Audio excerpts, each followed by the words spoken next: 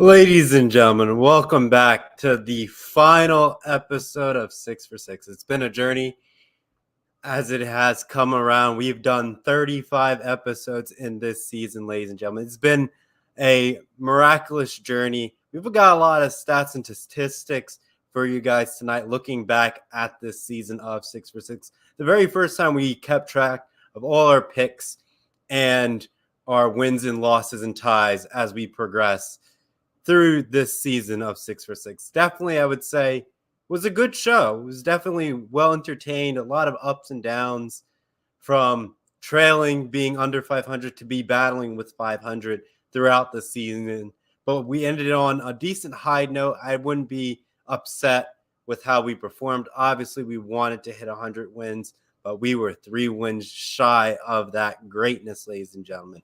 It's going to be very interesting in season 3 on how we develop this program and where to take it from here. I think that's what we're trying to figure out as a program. Definitely going to be things we're going to be looking forward to as season 3 begins in 2023. I think I like how it's going, where we finished season 2 in 2022 and then starting season 3 in 2023. So we got, I would say, a decent, spectrum for a good solid decade of 6 for 6. If we ended on, 2030 or 2029 would be the last episode. 9 seasons of 6 for 6 would be ridiculous and crazy as that may seem.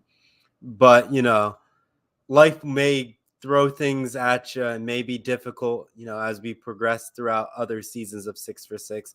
I was thinking like the last season would be the last pool ball in the queue. So like as we have our album covers and our thumbnails, like we base it off the cue ball for that season. I know we kind of throw a little mess up as the seasons progress, the 1, the 2, and the 3, but we could start season 3 with that, cue ball, with the pool ball for the third pool ball in pool, which will definitely be a great addition to this program. Make it look lively, but at the same time, we want to grow this podcast to make it something worthwhile. Like I said, it's a good podcast. It's short and sweet. We got a lot of things to cover. A good, solid 30-minute program. Easy, quick, easy listen to. And you can probably look at like, TikTok and all that stuff and do like the game of the week and put it on TikTok and break it down, the key game of 6 for 6, to really make it truly special and then build it into 6 for 6. Just make it a brand in itself, which would be really cool if we can get that off the ground. It's been very hard and rocky, really not sharing this podcast too much. And I really need to get that in the ballpark. So I'm going to set some goals for myself in 2023 to get this podcast to be more active, get more listeners, and just grow it as a fan base. And there's going to be a lot of stuff with that. We're going to probably get an Instagram page, develop a YouTube page, Twitter, and probably get a TikTok. I have never really done TikTok. I've seen so many people do it, and I feel like I'm missing out on the trend. But, it's like, to me, it was Vine. It's like Vine in my eyes. It's just like I could get into it, but it's just like, I think you use TikTok to boost things up, short little skits. So maybe like the game of the week that we have going, like a little pre-pick, we throw that on TikTok to really get it going. Maybe like, a minute or a 90-second blurb of the game of the week and, the ins and outs. And you have to say, tune in to the full edition of the podcast to see what my final pick is and to just get more viewership and listening. But we're also probably going to transition to move 6 for 6, ladies and gentlemen, onto Spotify, making its own thing so we can keep track of the minutes, the plays, the listens, the views as we progress and grow. And we'll probably get it on Spotify, work this all the way out, and really truly make it something special that we look forward to, couple years from now. We'll get, t-shirts and all that stuff, because I really want to make 6 for 6 something special that will last, like I said, maybe a decade. And then once that decade comes to a close, maybe I have to relook at the programming and how it is as a, program podcast and how many people love it, hate it, criticize it, and the list goes on with what I could describe. But we got to get it started. humble beginnings, put in the work and the hours. I know it takes time to make podcasts, to writing the script, doing it on weekends, juggling around my schedule, and just trying to fit it in. I know you guys are very supportive for those who listen. And I thank you for, making season 2 a blast, a fantastic experience. Like I said, can't wait for season 3. A lot of things are going to be happening and a lot of decisions I have to make in the coming year. But I think it's probably the best interest for this podcast and all that stuff to keep it growing, keep it momentum high and fly as we progress. But without further ado, let me go through some key statistics for you guys. So, looking at 6 for 6, it's going to be very, I wouldn't say interesting, but the number of picks is insane for 35 episodes with one bye week. And this you could say is the last episode, so there's no more picks. But with that, we have 188 picks on 6 for 6, ladies and gentlemen. That is a milestone in itself. Shy of, 200 and all that stuff. But we could look about, adding more episodes, in the summertime with other picks to keep it going or keep it every other week. It's very difficult in the summertime when you don't have sports and trying to fill out a 6 for 6 pick when games are not being televised in certain areas of the country, which makes it difficult for games to pick. That's why it's a bit of a struggle in the summertime. Right after like the NBA finals, yes, you still have baseball and all that stuff going on, but it's just hard to get things that are on the TV if you don't have ESPN Plus and stuff like that, which makes it difficult for us. Because I want to say local television, if you go to your local bar, you could go watch this game and have, a nice cold one with the boys or the gals or with a mixed group of friends. But if you look at our overall record this year, ladies and gentlemen, we've ended up finishing season 2 with 97 wins and 89 losses and 2 ties. The ties came in Major League Soccer, but everything else was wins and losses. And our last episode, we went 2-4. I thought we were going to end how we started. In the very first episode of this season, we went 3-for-3, and we were one, I would say, a game shy away from that. We could look at the TCU Kansas State game. Was that game lost in overtime, lost in a close one, which probably gave us this loss right here, being 2-4. But we're going to turn that around in season 3. We're going to get more dubs, more 4-2s instead of 2-for-4s and stuff like that. So we're going to make some good picks next year and really make our overall record a lot better. But I think we got to look at as a whole. So our winning percentages, our winning average for 6 for 6 in this season was about almost 2.93 for our picks. So out of all of our wins, we averaged almost about 3 wins and each week when we did our picks, which is very good, which shows our, winning percentage. We're about 50-50, very spot on. Obviously, our goal is to get like 55 to 60 because, if you get that 60 percentage up there, I would say you're definitely a key favorite in this matchup for picks. Take it to the bank for like Steven Show and Shri when that gets underway in 2023. Definitely going to be a good show to watch as they give their picks for the money line and betting, which is going to be very key and enthusiastic, I would say, definitely to keep in mind. But with that, we have very close picks with our losses, ladies and gentlemen.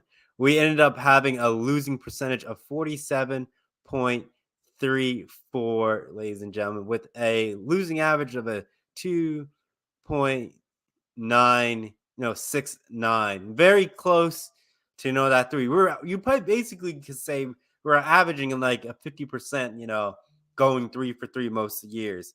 Definitely is going to be key and interesting for all that stuff.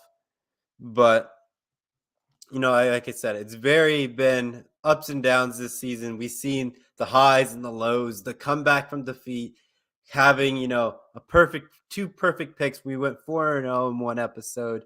I can give you that statistic on what episode that is. We ended up going 4-0 in episode 19, ladies and gentlemen. In episode 20 of season 2, we went 4-0, but it had one tie.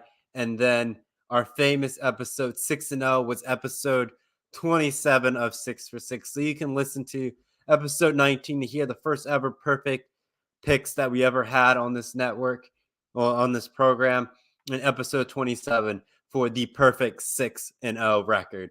With that, we have some, close ones in there, some couple 5-0, 5-1s in there, 4-2s. Definitely listen to that, to those. Like a 5-for-1 episode was episode 30 of season 2, and episode 11 was another one, and so forth. We had like a close one in episode 16. We went 4-1, and another one in episode 23 of 5-1, and episode 22 has another 5-1.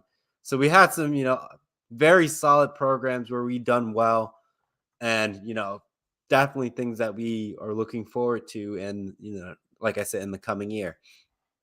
With our ties, our ties are less than 1%, but they are 1%. And when you break it down the statistics wise, and just trying to factor out all the things that go into the ties, like the tie average, it was very small. And we're probably not going to get too many ties more. But if we keep selecting, Major League Soccer and the rest of the world calls it football, if as we select more of those games, we're going to see more ties, and that number will increase with our overall percentage, ladies and gentlemen. But keep in mind with how 6 for 6 going to go, I will keep track of the overall of our wins and losses. So, like, as you know, our current record is, 97, 89, and 2. We're going to keep track of it as like a milestone when we actually cross over 100 for this program as itself. Yeah, we can probably figure out season 1 and like figure out the wins and losses, but I think how season 1 ended up developing itself would be something else, I would say. So keeping track of the wins and losses in season 1 can't really be defined because there was some racing events in there. So it wasn't a true 6 for 6 with all of our sporting takes. But as we look onto the horizon, ladies and gentlemen, when you bring in more sporting events like the USFL and the XFL on the horizon, so we're going to put some of those games into 6 for 6. So new sport, I wouldn't say new sports, but newer teams, and trying to understand how those games are played and getting our picks right. So that's going to hurt us probably in the wins and losses category. Probably more losses because we just don't know the players, their commonalities, who's the best players, and how reliable some of those teams are. So it's going to be very tricky as we start in the new year and the new season of 6 for 6. Definitely going to be one of those things we're going to keep our eye on as things progress and develop in the third season of 6 for 6. I would say, we're going to be diligent. We're going to give you guys content and trying to stay on top of it. I know me personally, I can get busy at times. Not going to be easy of what we try to end up doing, but I want to give you guys undivided attention, build something, like I said before earlier, something worthwhile that you come back to and you chat with your friends and you look at the games of the week. Maybe it helps with your betting odds of picking games to, over or unders, who's a better team on paper. We, like I said, for us, we look at, the season stats for the offense and defenses, points per game, points against, their winning percentages, who they've won and who they played in the last 5 games, what their momentum is like. We try to give you the decent amount of analysis for like a quick take for a game, so you try to figure it out. And we're going to probably keep Tuesdays and Wednesdays as the prime objective. I would say 6 for 6 will fall in between the 3 days of Tuesday through Thursday, just depending when I can have time to set aside for it. But I understand once the NFL season is done and wrapped up, it's probably going to be on Thursdays, 6 for 6, because it's just easier to do programming on Thursdays because I don't got a lot going on. Same Wednesdays is a little hectic getting home from work and all that stuff, but I would say Thursdays is a little more lenient because the week is wrapping up. It makes an easy, smooth transition. A lot of stuff would be easy, but like I say, if I got trips in there, I'll probably be doing shows Wednesday night, so I'm all squared away for my trips on Thursday, or even maybe Tuesday to give myself a buffer window so I don't have worry about packing and all that stuff and trying to take care of business. But like I said, I want to make this something special. I think 6 for 6 can be a podcast that people enjoy, where they listen on a short road trip to work at, their 30-minute commute to work. or their 30-minute journey home when they need something to listen to. Like I want to be that show, that podcast that people can easily put on and finish in their car ride to and from work without a hassle, and be like saying, where did he leave off? Like by the time they pull in their parking spot, it's done, or pulling in their garage, or pulling on your side street, or wherever you park your car. Or maybe you don't even have a car. Maybe you just listen on your bus ride home. Like I want to be that, show or that podcast that gives you that, your sports takes, things that keep you interested, and just, being a person to have a, fun experience. I know it's going to be a lot of tasks, a tall task. And I feel like, I would say, I'm just gonna be honest, I feel like it's gonna be work to try to grow this podcast. I know, like I said, TikTok can help and all that stuff, but it's just like the dedication and time. I'm a one man show. I obviously have friends who can help me and support me getting my content out there, but it's an uphill battle because there's a lot of podcasts out there with a lot of cool people doing a lot of cool stuff, and I'm in the, a small fish in a massive pond, you can say, an ocean, and you're just trying to, get in the market, get in the market shares, be that other podcast that people can go to for sports content. It's not going to be a bar stool. It's not going to be like anything else like that. It's just going to be me giving you my sports takes with the 6 games that I've selected, and giving you the ins and outs, who's going to win, who's going to lose. Maybe we get some racing in here, developing things that can't really define a win or a loss because you're betting on an individual person, or selecting an individual person. Like that may be its own segment. I don't know. It may give us, more content, longer stuff to look into. And then you have your 6 games that you look into to give this a more of a longer show. But we got a lot of things that happen over the past week.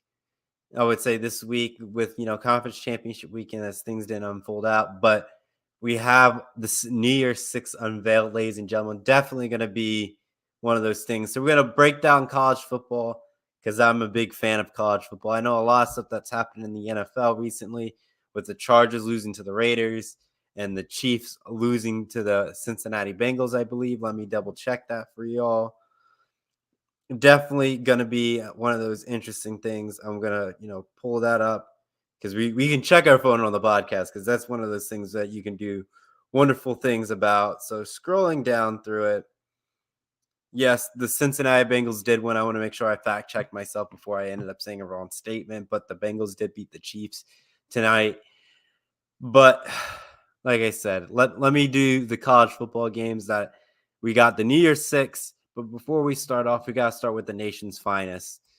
This weekend, we got the Army-Navy game. Always a classic to watch. The men on both of these squads, but I want to say a huge thank you to the men and women who serve our country and giving us the freedom and, the life that we can live here in the States, and defending democracy around the world, and standing for truth and justice where tyranny can be, and just being there to support those in need. We thank you for your service, those who serve our country, past, present, and those who have their career path going into it in the future, for those who serve our country. But this game, ladies and gentlemen, is much, I would say, like they're going to work together for the rest of their lives. But on this day, on this weekend, these two, brothers in arms go at it in a classic showdown, Army Navy, two schools who love to run the football. Passing is very rare in this game, but when it does happen, I wouldn't say hysterical, but a very interesting sight to see, because the play calling for it is just really unheard of. And they're just not really, teams that throw the ball. But when it works, it's a big play when it works. But like I said, those who serve our country, thank you so much for what you do for us back here home in the States. Thank you so much. And like I said, this is a classic game. It's going to be a shootout as always, running the clock management, and it's going to be a close one. These schools don't have a good record this year, but in years past, we've seen triumph after triumph with high wins and low losses. But this kind of rivalry defines a season for some of these men. Being able to beat your rival, beating, Army, or in other cases, beating Navy if you're an Army fan, or Navy, you're beating Army. But definitely going to be a great game. I'm going to be trying to watch it later because I believe the game's at 3 on Saturday. So let me give you the correct time on that for that, ladies and gentlemen. I know I'm checking my phone. I really didn't prepare this because I was just like, let me get this out of the way and wrap it up. But like I said, I did check my phone. It's a 3 p.m. kickoff Eastern time on Saturday, and Army is a -1 and like -1 to lead this game. Army's record is 5-6, and Navy's record is 4-7. But like I said, that's how this game is going to go. But we're going to look at some of our New Year's Six predictions. I wouldn't say predictions. We're not doing any more picks. Like I said, we're done with picks. I don't want to do an episode trying to figure out my wins and losses and trying to get me over. We are done with picks. Let me make that clear. We're just looking at the New Year's Six selections and how this looks. That's what we're going to be looking at. So we're going to start with the Rose Bowl. We got Penn State number 11 versus Utah. Utah gave Ohio State life.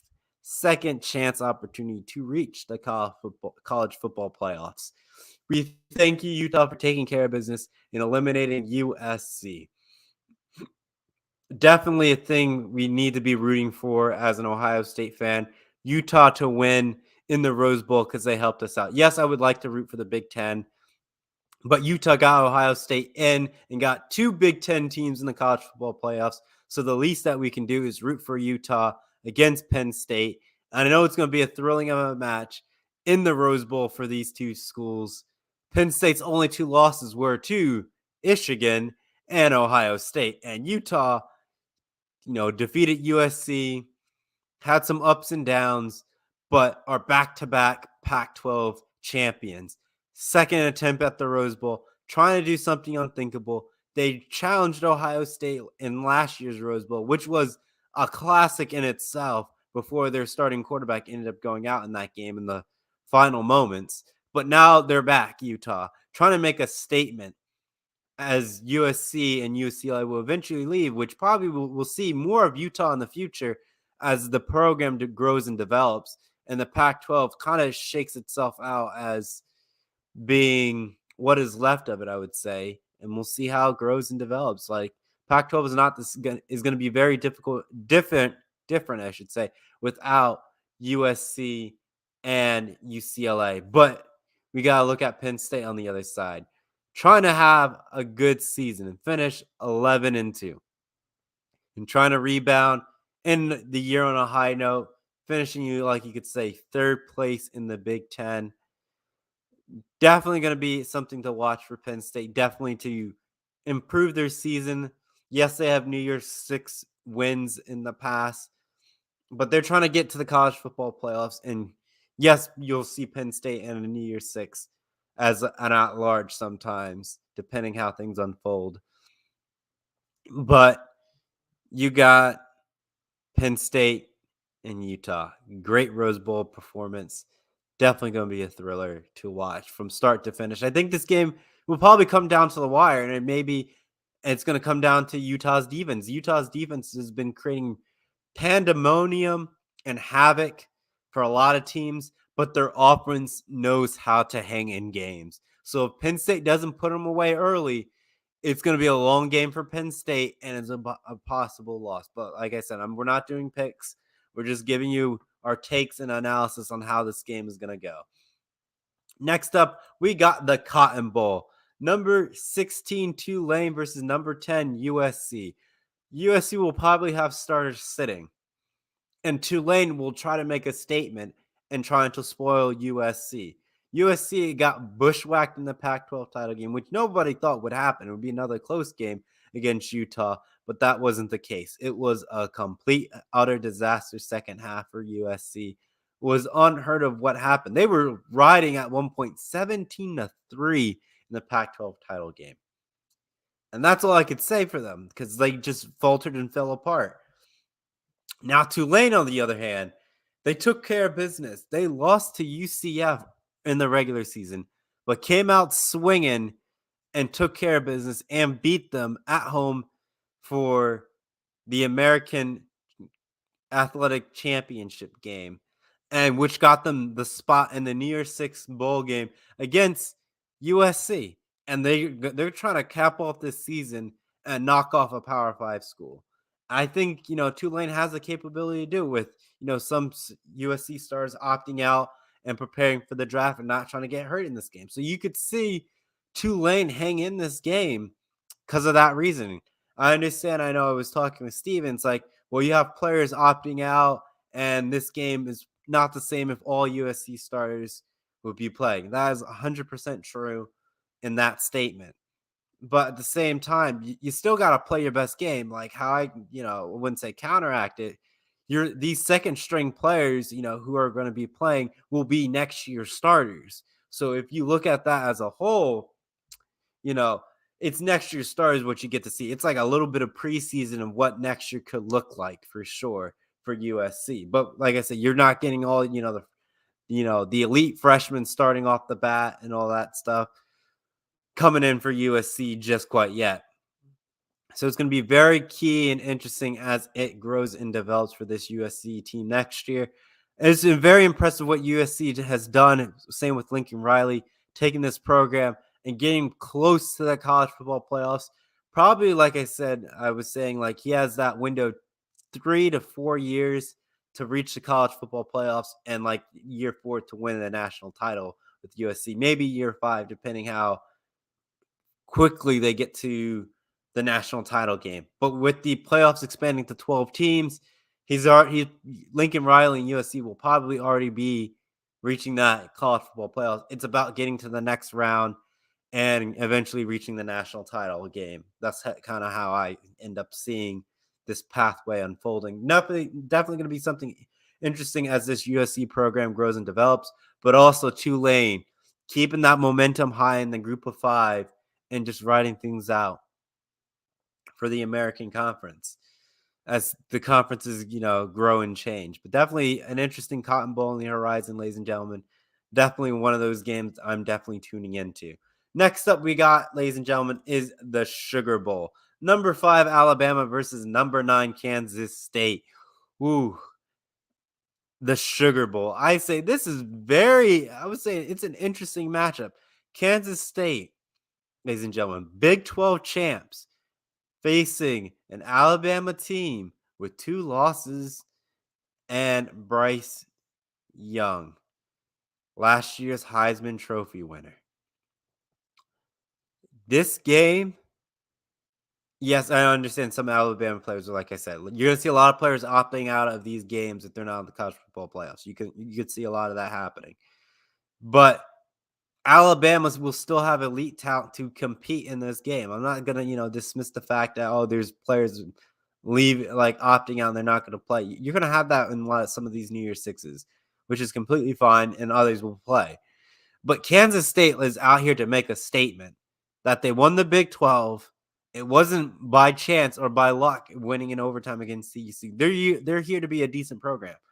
So knocking off Alabama here is, I would say, a signature victory for Kansas State because they're really, not the football school of the Big 12. Like, that's not where they are. They're like middle of the pack some years.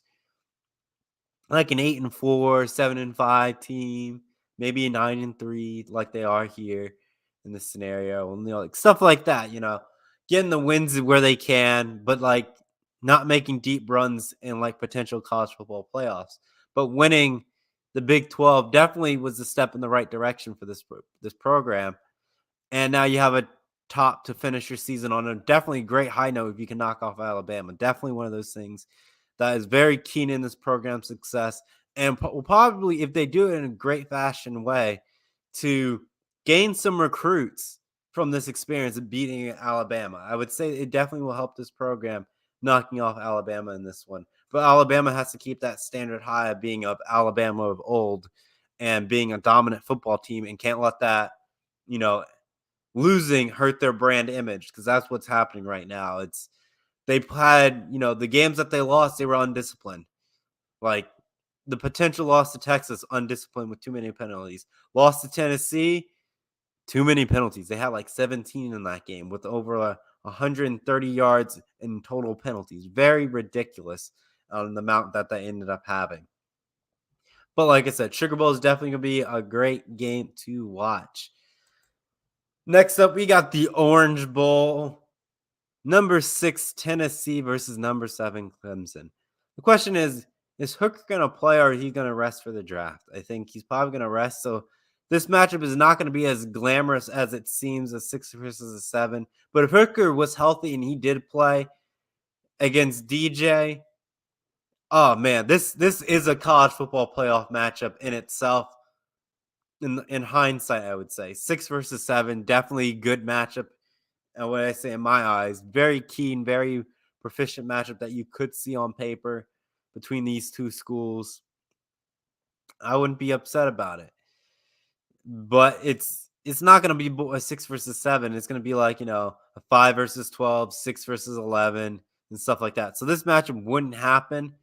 But it's nice that, you could say I wouldn't say at large, but like how the Orange Bowl fits. You get, Tennessee in here with Clemson. Definitely a solid matchup, I would say. Only if Hooker was playing, this game would have been a lot more at stake, a lot more magnitude for these two programs. And Tennessee has a way to cap off a season. I would say a fantastic season, what they ended up overcoming, even though they fell short to South Carolina. I wouldn't say fell short, got bushwhacked. Let me be clear and frank about that. Let alone 63 points in that game. Woo, that was a butt whooping. But it's one of those tough defining program wins and seasons that definitely has helped Tennessee. But Clemson trying to shake off, some losses here and there and trying to end also a season on a higher note with a New Year's 6 win. Next up, ladies and gentlemen, we have the college football semifinal matchups. We got the Fiesta and the Peach going out to Arizona. You could have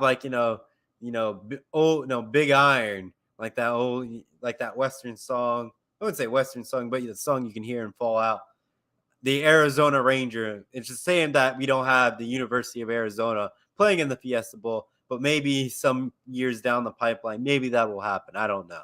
But we got to keep our high hopes high. But we're going to go down into the semifinal playoff games, ladies and gentlemen. So starting off with the Fiesta Bowl, I know I probably should start with 4-1 Georgia, but I think that's, the cream of the crop that we have to look at. But TCU, Michigan, and the Fiesta Bowl. Oh, man, this is going to be interesting. I feel like Michigan is the better team, and I would say Michigan has the clear shot at the national title. But TCU, if TCU can get hot and stay and compete, you got yourself a barn burner on the horizon. But the thing is, if TCU's offense stalls, Michigan will find a way to take care of business. They know how to keep the drives going. Their defense is solid, can create pressure. Yes, TCU's quarterback had a fantastic comeback and keep TCU within that in the game against Kansas State in the Big 12 championship game, losing in overtime. But that man was balling out like a Heisman candidate, like he was. He was going up and down the field. He got scrapes, cuts, bloody elbows. True football fashion quarterback trying to keep his team alive and keep his playoff hopes high. But at the end of the day, he did what he had to do to keep them ranked where they are. And the committee saw that, and they kept TCU at 3. Now, it's going to be a thing that they have to prove that say, was it justified for them to be at 3? That is the question that everybody's asking. Was it justified to keep them at 3 to face Michigan, or should have Ohio State be fishing Michigan in the semifinal playoff games? That's the question this matchup is going to be asking, because we never seen the committee agree to have two teams from the same conference face each other in the semifinals. It hasn't happened yet, and next year will probably be the last time it could happen before once we expand to 12, and that rumor will be gone. But we have to be diligent, ladies and gentlemen, with this game.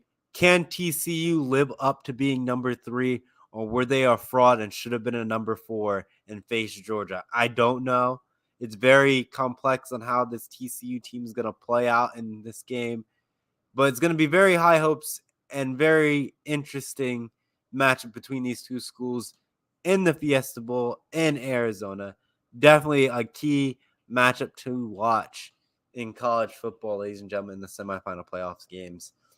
And like I said, the game that everybody's watching, the big rival matchup, the Big Ten SEC showdown, and once again, Georgia versus Ohio State. Number 4 versus number 1 in the Peach Bowl in Georgia. Literally, Georgia is at home field advantage in Atlanta. The Buckeyes have to go down in battle. They've been given a second chance of life because of Utah knocking off USC. And now the Buckeyes have something to prove. You beat Georgia, and you have a potential shot to beat your rival in the national title game, which every Ohio State fan would want to have happen to revenge your loss that you lost at home against the team up north and against Michigan. It would be a great way to end the season for the 100th anniversary of the stadium and to honor Dwayne Haskins. This Ohio State team has to do it. They were destined from the start of the season. They had two big things going on for this program. They got beat by their rival and they were left out. But Utah came in, said, "Don't worry, you're welcome. Good luck and take care of business." And now they were giving a second chance. And I know those athletes are putting the extra hours, looking at film to find ways to beat Georgia in a great, probably ESPN Classic game. And you could probably argue this could have been a national title game, depending, if the committee would have moved Ohio State to 3. We won't know. Maybe in some other alternate universe that happens, and we do have a Georgia and Ohio State national title game. These schools only met like one time, I think, or like commentators said it was like in 92. The last time these schools ever met each other. So it's just one of those things, like these schools don't face each other that often. But when they do, it's like this Georgia team is defending national champs. But the last time Ohio State slipped in as a 4, they won the whole thing. So you got two freight trains colliding. Definitely going to be probably one of the best Peach Bowls we're going to see in quite some time. It'd probably be like the Oklahoma-Georgia Rose Bowl game that ended in overtime and Georgia walked out to win but fell short in the national title game against Alabama, with Jalen Hurts being ruled out, like leaving the game, with Tua winning it, stuff like that. But Ohio State knows what it's like to be a 4th seed, being the underdog and taking care of one of the top teams in the country. They know how to do it, and they'll find a way to do it again. The coaching staff, will find ways to expose Georgia in the secondary, but Georgia's rushing attack will be very fierce, and Ohio State can't be one-dimensional. They have to find ways to keep the drives alive and not stall out, because if they stall out in this game, it's going to be bad. You got to keep your defense, tuned up, but you got to make sure they get off the field. You don't want them to be going on and off the field so quickly that they're exhausted by the fourth quarter and they give up a big play that would change the fate of this game. That's how this game is going to be, but you got to be disciplined. Both schools have to be disciplined. If you're not disciplined in this game, you will find yourself with an L and you're going to be home watching the national title game. And the winner goes to Los Angeles in the new SoFi Stadium. Definitely going to be something key to watch. Definitely a great way to end the college football season as we progress into 2023. Definitely a great way for 6 for 6 to end. Looking at all these New Year's 6 performances. I understand there's other great bowl games out there we didn't put in there. But like I said, the month of December is bowl season, and programs and conferences are trying to justify their wins and losses and who's the better conference and all that stuff. So it's definitely bragging rights coming out and about, I would say, ladies and gentlemen. But like I said, we're looking at 6 for 6. Last episode, we went 2-4 with overall this season we had 100 overall for this season. We had 188 picks that we've picked for the 6 for 6, with our overall record of being 90, 7 and 89-2.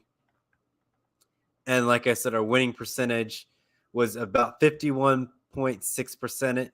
And with our picks of winning almost, 2.93, almost 3 for getting correct, for having our picks being correct. And for wrong picks, we were a 2.69, almost a 3, with a losing percentage of a 47.34%.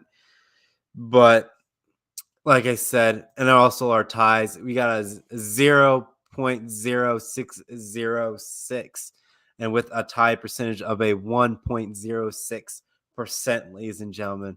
Without further ado, we are concluding tonight's program, concluding the last episode of season 2 for 6 for 6.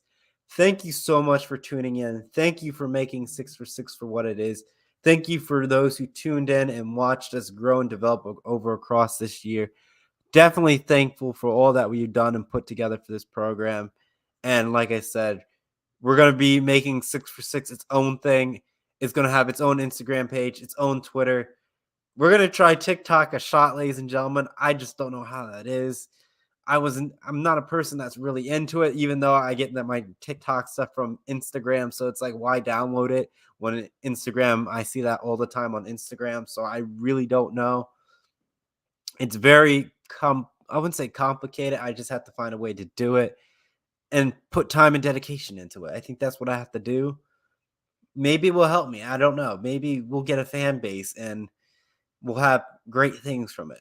But without further ado, like I said, thank you so much for tuning in for 6 for 6. It's been a journey, ladies and gentlemen. Have safe and happy holidays, and we'll catch you all, and also a safe and happy new year, and we'll catch you all in 2023 with season 3 of 6 for 6. Thank you so much for tuning in to the last episode of season 2, episode 35 of 6 for 6. That will be all for now. See you in the new year, everybody. So long for now. Bye-bye.